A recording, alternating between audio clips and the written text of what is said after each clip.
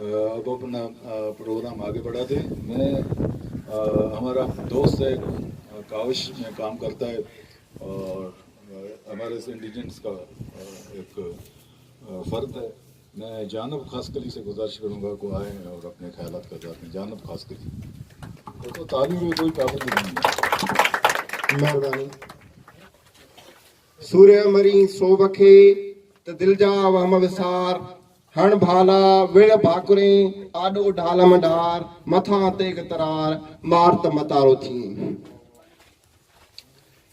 जित जित न पखीअ पेर तित टिमके बाहिड़ी ॿियो ॿारींदो केर खावड़ी खीररी।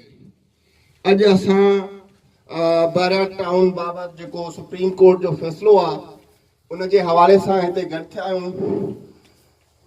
जीअं त अॼु ही फैज़ मोहम्मद गबोल जे ॻोठ खां शुरूआत पिया कयूं असां। फैज़ मोहम्मद गबोल उहो माण्हू हुयो जंहिं हेॾे मगरमच्छ खे चैलेंज कयो, बिल्कुलु ईअं ई जीअं कराची जंहिंखे असां मोड़े जो माग चवंदा आहियूं, जीअं मोड़े मगरमच्छ खे चैलेंज कयो, ईअं ई फैज़ मोहम्मद गबोल हितां जे मगरमच्छ मलक रियाज़ खे चैलेंज कयो। उन खां वधीक ख़ुशी जी ॻाल्हि इहा आहे त अॼु जॾहिं मां हिते आयुमि पहिरियों भेरो हिन ॻोठनि में, वॾी मूंखे आरज़ू हुई उन्हनि माण्हुनि सां मिलूं जिन जा रस्ता दग लंघ हर शइ जिन खां फुरी पई वञे, जंहिंजे पेरनि हेठां धरती खिसकाई पई वञे, उन्हनि माण्हुनि सां मिलिजे, उन्हनि खे ॾिसिजे, उन्हनि सां ॻाल्हाइजे।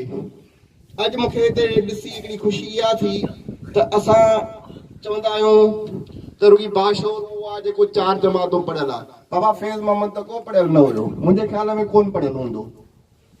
शऊर ऐं तइलीम अलॻि आहे, छो त असांजी तइलीम असांखे शऊर ॾिए ई नथी। न असांजी अख़बार शऊर थी ॾिए, न टीवी शऊर थी ॾिए, न असांजो स्कूल, न कॉलेज, न यूनिवर्सिटी। ही शऊर कुदरत कंहिंखे हया शर्म ॾिए थी, गैरत ॾिए थी त उन में शऊर अचियो थो वञे, न त हिते दलाल बि खोड़ आहिनि। मां तव्हांखे इहो ॿुधायां थो त आख़िरी वक़्त ताईं विढ़ंदासीं। सुप्रीम कोर्ट जो जेको हीउ फ़ैसिलो आहे इहो असांजे हक़ में न आयो आहे, पर इन जो इहो मतिलबु न असांजे ख़िलाफ़ हिकिड़ी सूरत में मां चवां थो न आयो आहे, छो त पुराणा जेके फ़ैसिला आहिनि, हाई कोर्ट जा स्टे आहिनि या जेके ॿियूं तव्हांखे सनदूं आहिनि या तव्हांजी जेका मालिकियत आहे, इनखे कोर्ट रद्द न आहे कयो। ठीकु आहे न, मता सुभाणे तव्हांखे को ठग अची चवे, मलक रियाज़ी चवे त बाबा सुप्रीम कोर्ट फ़ैसिलो मुंहिंजे हक़ में ॾिनो आहे, ॻोठ ख़ाली कयो, इहा का ज़रूरत न आहे। सुप्रीम कोर्ट हुन ॿिन्ही जो फ़ैसिलो कयो आहे जंहिंमें बारिया टाउन ठहियल आहे, जंहिंमें बारिया टाउन ठहियल आहे उन में बि असांजी दावा आहे उन ते त बाबा इहो बारिया टाउन जॾहिं ठहियो इन में असांजा ॻोठ हुआ, इन में असांजूं बनियूं हुयूं, असांजूं सर्वे बनियूं हुयूं, असांजा पका ॻोठ हुया, असांजा कचा ॻोठ। असां पंहिंजी मालिकियत हिन धरती जी मालिकियत कंहिं बि सूरत में दस्तबरदार न थींदासीं। नेहरूअ चयो त सभ खां वॾी नाइंसाफ़ी जंग जे मैदान खां पोइ अदालतुनि में थींदी आहे। अॼु इहा ॻाल्हि वाक़ई साबित थी त दुनिया जी सभ खां वॾियूं नाइंसाफ़ियूं अदालतुनि में थींदियूं आहिनि, ऐं अदालतूं जॾहिं कानूनी निज़ाम जो हिसो हुजनि त उन मां इंसाफ़ जी उमेद बि कहिड़ी करे सघिजे थी। पर छा असां पंहिंजी जिदोजहद या हिन धरती जी मालिकीअ लाइ कंहिं अदालती सर्टिफिकेट या फ़ैसिले जा मुहताज न आहियूं? त जेकॾहिं असांखे कोर्ट सुभाणे चए बाबा तव्हां हितां जा न आहियो त असां छा, असांजी सालनि वारी तारीख़, असांजी सदियुनि ताईं तारीख़ जेका आहे, जेके हिते वेठा आहियूं, उहा ख़तमु थी वेंदी छा? पर इहा हक़ पाण ई न मिलंदा आहिनि। हक़नि लाइ तव्हांखे विड़ांद करणी पवंदी, जिदोजहद करणी पवंदी। उन में सिंध इंडिजिनस राइट्स एलायंस जेको आहे वॾे अरसे खां पाण पतोड़े पियो, पर हाणे वक़्तु अची वियो आहे त असां हिनखे मज़बूत कयूं, पाण खे मज़बूत कयूं। ऐं हिकिड़ी ॿी ॻाल्हि त हीअ जेके तव्हां वटां वोट वठी था वञनि, इन्हनि खे ज़लील कयो, इन्हनि खे ॿीहर पाण ॾे अचणु न ॾियो। जिन सांगिन जे संग खे सुञातो हिते, इसा कहिड़ो भला मुंहिंजो रिश्तो नातो हिते, खेसि चओ मुंहिंजी नगरीअ मां निकिरी वञे, खेसि चओ मुंहिंजी नगरीअ मां निकिरी वञे। बाबा तव्हां हिननि खां न ॾिजो।